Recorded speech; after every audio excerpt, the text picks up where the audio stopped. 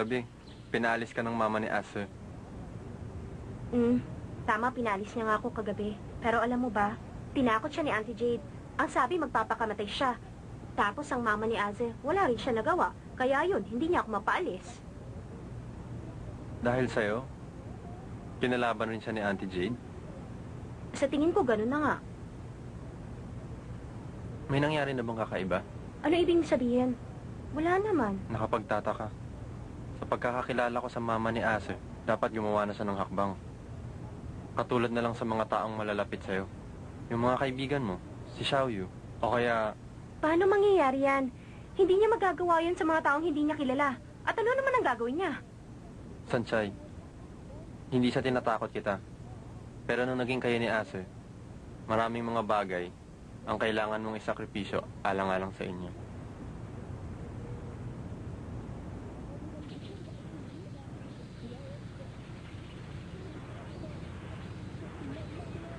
Hello, Xiaoyong, si Sanchay.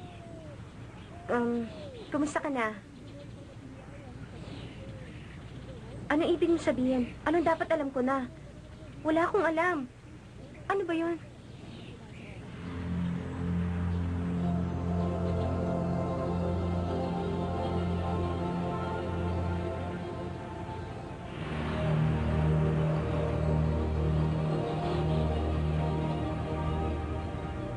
Madam. Kumusta na ang mga pangyayari, Yudian? Mabuti po, madam. 3 oras na po ang lumipas. Sa mga sandaling ito, tiyak na alam ni Shansai.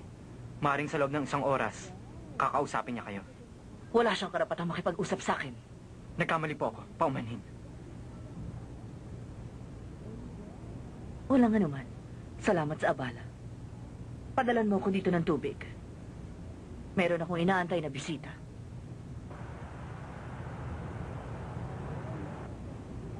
Marunong ka na palang kumain ng ice cream. Huwag kasi kayo lagi nagkakape. Gusto nyo? Ay, ba't mo ba kami pinapunta? Kala ko magkikita kayo ni Sanchay. May ginawa ba ang mama mo kay Sanchay? Ano? Huwag ka umarte na parang wala kang pakialam. Meron nga. O ano? Aalis ka na sa bahay nyo. Ang ibig ko sabihin, kayong dalawa, may mangyayari sa amin? Anong mangyayari? Makinig kayo. Itigil nyo na ang kalokohan nyo sa mga babae. Dapat magkaroon kayo ng seryosong relasyon. Nakadrugs ka ba? Yung mga naging girlfriend naming dalawa, mas marami pa rin ang gulong pinasok mo. Hindi nyo ako maintindihan. Anong mga bagay ba ang alam mo na hindi namin alam? Alam ko mas marami kang karanasan. Pero hindi nyo pa natitikman ang pinakamasarap na bagay. Bakit mo sinasabi yan? May nangyari ba sa inyong maganda? Baka gusto mong ikwento. Hindi lang basta maganda. Ngayong araw na to, ang pinakamagandang araw. Bilis na kasi. Ano ba talaga nangyari? Sabihin mo na.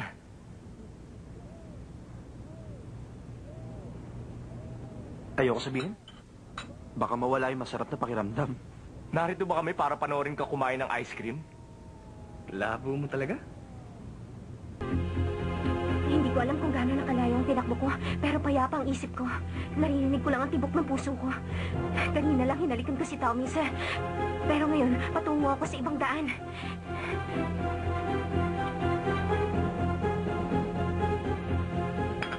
Madam, si Sunshine po. Oh.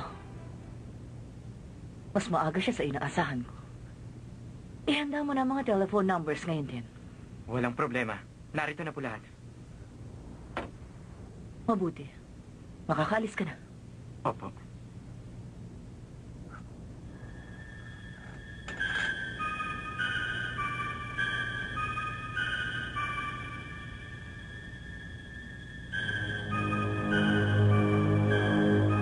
Paumanin sa inyo. Ikaw pala. Halika, maupo ka. Ayoko. Aalis din ako kaagad dito. Bahala ka. Ayoko rin namang mag-aksaya ng oras. Dediretsuhin na kita. Sa aking palagay, ang mga bagay na nangyayari ngayon, alam na alam mo na ang tungkol doon. Matalino ka, hindi ba? Kung di malinaw sa akin ang lahat, wala sana ako ngayon dito sa harap nyo. Tatanggapin ko ang anumang kondisyon. Basta itigil nyo lang ang lahat ng mga pinaggagawa nyo. Sige.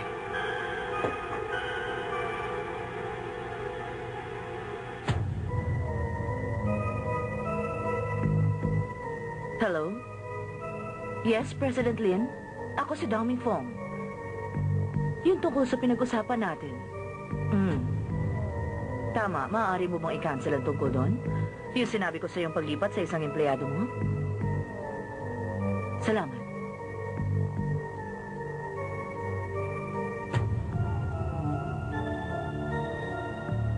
Hello? Tungkol ito sa problema ng Xingqi Enterprise. Maaari bang i-grant mo ang application nila? Tama ang narinig mo. Pasensya ka na sana. Hindi na kita abalahin pa. Sige. Maraming salamat. O ngayon, tapos ko nang ayusin ang lahat. Ang tungkol doon sa mga kondisyon ko. Aalis ako sa bahay ng mga Daoming. Bukod dyan, hindi na ako magkakaroon ng kaugnayan sa inyong pamilya. Masaya na ba kayo doon? Oo naman. May gusto ka pa bang sabihin? Wala kayong kwentang tao.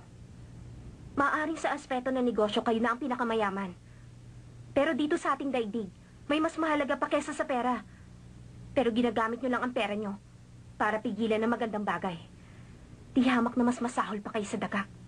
Wala kayong kwentang tao. Mga bagay na mas mahalaga sa pera? At ano naman kaya ang mahalagang bagay na tinutukoy mo? Huwag mong sabihin sa akin na ang iniisip mo ay pag-ibig. Masyado nang nasasayang ang aking oras. Makakaalis ka na.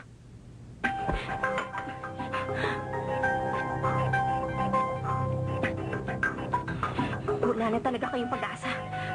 Gawin nyo na ang gusto nyong gawin. Kahit na gaano nyo pa ako tapakan, hindi ko tatanggapin ang aking pagkatalo. Subukan nyo na ulit galawin ng mga kaibigan ko. At hindi ko kayo mapapatawad.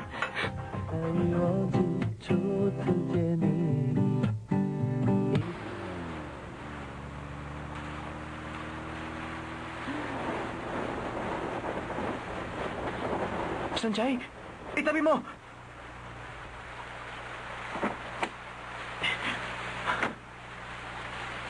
Bakit narito ka? Halika na sa kotse! May sasabihin ako sa'yo.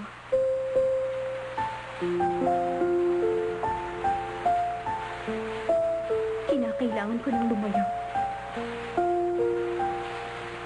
Sa gabing ito, sa malamig na ulang ito, ngayon ko lang kayang sabihin sa kanya ang mga salitang paalam na. Alas 8 na. Wala pa si Sansay. Saan kaya nagpunta ang batang yon? Bakit kaya ganun ang mga kabataan ngayon? Napaka-irresponsable. Oh, bakit kayo nakatingin? Tapusin niyo ang mga trabaho niyo bago mag-alas 9.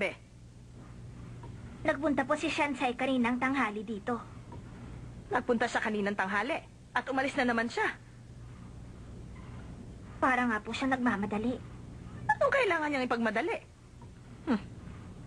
Sa ganitong oras, dapat ay nagtatrabaho na siya dito. Si Madam, bumalik na po siya sa New York. Ano?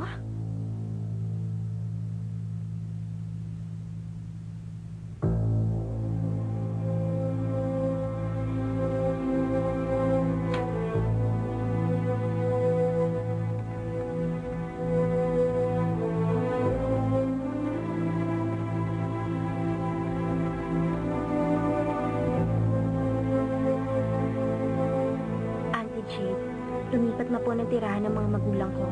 Aalis na po ako para makasama sila. Alam ko na iintindihan niyo ang nararamdaman ko. Namimiss ko na po sila. Makasarili ako dahil hindi man lang ako nagpaalam sa inyo. Patawad po, Auntie Jade.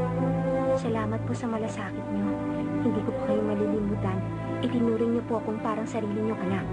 Maraming salamat po, Sanchay.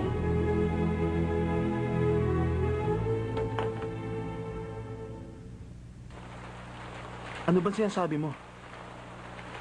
Aalis na ako sa bahay niyo. Sandali. Bakit ganito nangyari? Magkasama pa tayo kanina, hindi ba? Nakalimutan mo na ba? Ang sabi mo gusto mong pantay tayo. At wag ako umalis sa bahay. Hindi ba? Sinabi ko nga yun. Kaya ba ayaw mong protektahan kita? Dahil gusto mong makipag-break sa akin? Mali ka! Kaya ako sinabi sa iyo yun. Para makayanan kong harapin ka at maging seryoso na tayo. Pero bakit? Bakit ganito nangyayari? Sabihin mo sa akin! Binigla mo ko ng ganito. Ano bang inaasahan mo? Magsalita ka!